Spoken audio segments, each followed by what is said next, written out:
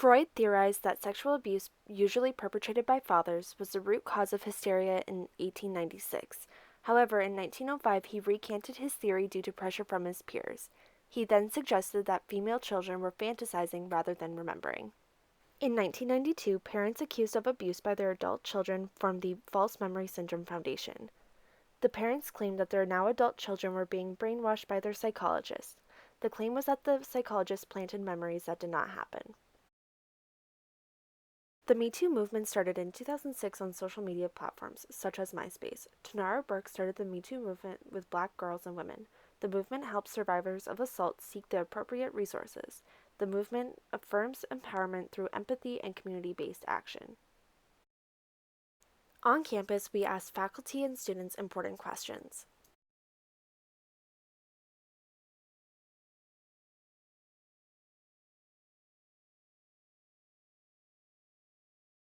Whoa. Okay, that's loaded. Okay, so if we go back first and look at if you're talking Freud to start with, all of Freud's patients were female when he practiced. And so he originally had written his theory based off of sexual assault by males to females. However, during the time when he was practicing, all the men were the ones who were in control of everything, and they're like, "Oh no, this can't be happening." So Freud changed his theory based on culture of what's accepted culturally and not. And so because of that, there's been then question that women are not reporting sexual abuse; they're reporting like their fantasy of being raped or anything like that.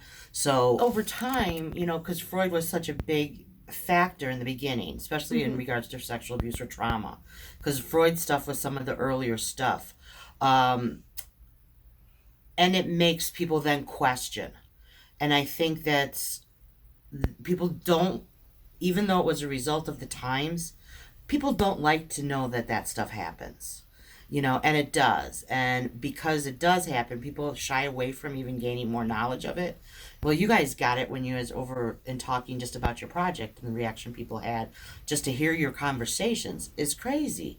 That we need to talk more about this because it's a huge trauma. What is it? I think it was 1 in 8 adults have had more than 4 traumas in their lives. Do you know what I mean? It's crazy.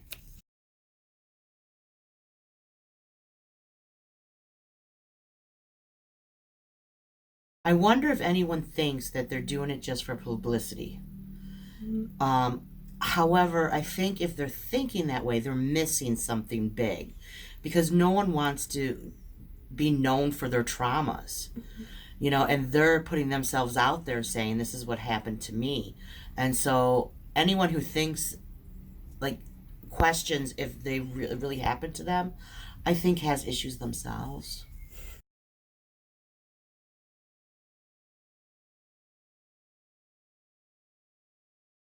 I think, and it's not even sexual abuse. I think what is appropriate sexuality wise.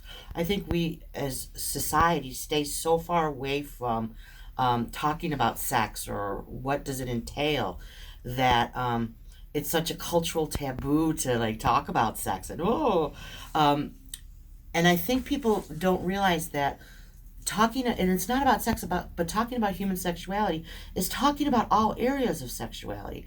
I don't know what the question was again, but I'm just going off again. But it's all about like everything from what's appropriate boundaries to what is appropriate to share with another person, what's intimacy, what are families, what is relationships. There's so much more than just the act of sex. And when we're talking sexual assault, we're not talking that it's for sex. We're talking that there's something else going on, have it be power and control, whatever you want. People aren't assaulting other people to have sex. They're assaulting them for other reasons. Yes. Yes, obviously.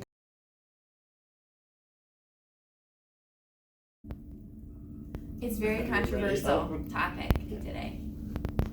I know that it's a movement that is supposed to kind of boost women's voices on the issue of sexual assault, rape, and just general, like, things that guys do that women kind of can't speak up about because we're kind of in this male dominated society. Social media. Twitter, social media? I mean, it was on the news a lot. Like back when it was kind of first starting off, it was like what was it, the Emmys or the Oscars? Like they had that thing, and then also on Twitter, there was a lot of people supporting it.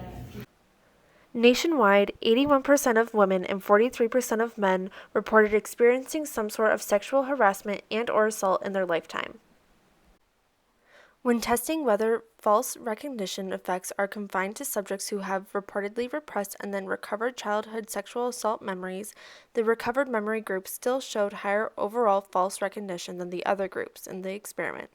The groups included repressed group, recovered memory group, no memory group, and no history of sexual assault. It does not mean that individuals with recovered memories of sexual assault have false memories. What it does imply, though, is that memories are vulnerable and they can be easily manipulated after recall.